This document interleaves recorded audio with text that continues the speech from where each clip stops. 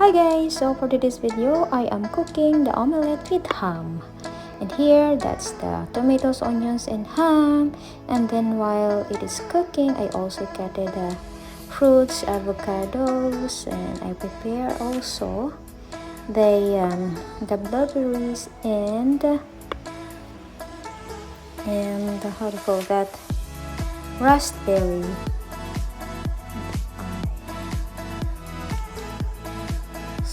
so that it will be more like healthier.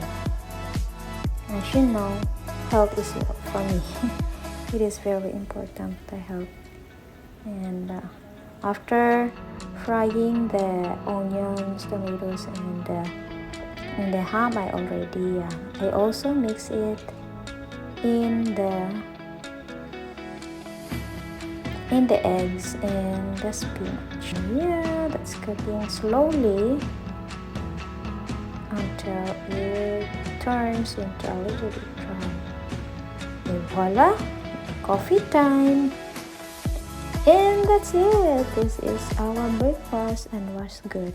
My husband said it's good. So thanks for watching guys. See you in the next one.